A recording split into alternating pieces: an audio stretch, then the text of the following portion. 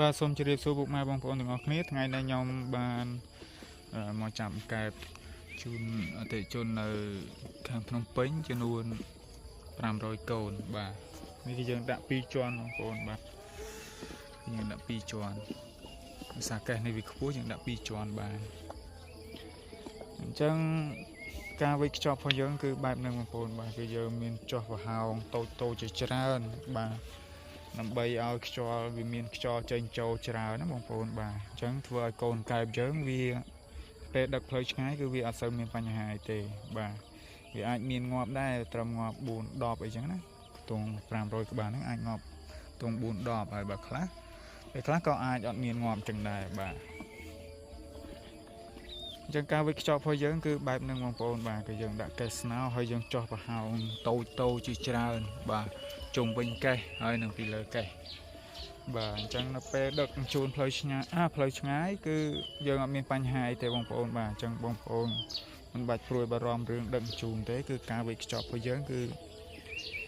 យើងមានបច្ចេកទេសក្នុងការវេចខ្ចប់ហើយបាទអញ្ចឹងវាអត់មានបញ្ហាដល់កូនកែបអីទេបាទហើយនេះគឺយើងចាប់អស់ហើយត្រង់នេះសល់500ហ្នឹងយើងចាប់អស់ហើយបាទនៅសល់ត្រង់ខាងនេះទៀតត្រង់ខាងនេះចំនួនប្រហែលជា2000បាទ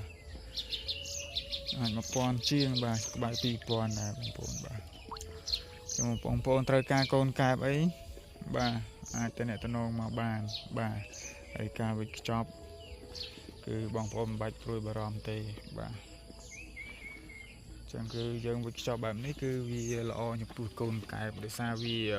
មានខ្យល់ចេញចូលគ្រប់គ្រាន់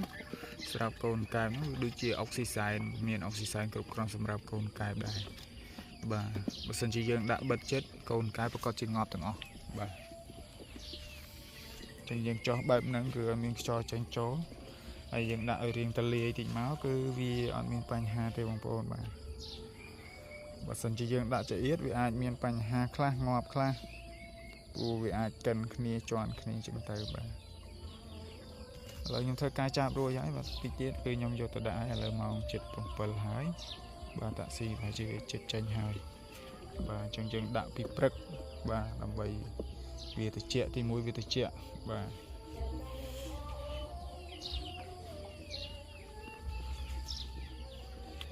បាទមានអីច្រើនទេបងប្អូនបាទវីដេអូនេះគឺមានតែប៉ុណ្្នឹងឯងបាទគឺយើងគ្រាន់តែបង្ហាញពីការវេចខ្ចប់កូនកែបរបស់យើងផ្ញើទៅឆ្ងាយបាទឆ្ងាយអញ្ចឹងវាយើងវេចខ្ចប់បែបនេះបើសិនថាចិត្តយើងវេចខ្ចប់បែបផ្សេងទៀតបាទយើងអាចដាក់ក្នុងថងចោលប្រហោងដាក់ចូលអីក៏បានដែរបាទក៏ច្នៃដាក់ផ្លែឈើក៏បានដែរបាទអានឹងចិត្តតែយើងចាយហ្នឹងដាក់ផ្លូវឆ្ងាយក៏បានដែរបងប្អូនបាទប៉ុន្តែវាយើងដាក់កេះទៅងាយស្រួលជាងបាទវីដេអូនេះមានតែប៉ុណ្្នឹងឯងបងប្អូនបាទអរគុណច្រើនសម្រាប់ការទស្សនាវីដេអូរបស់ខ្ញុំបាទអរគុណ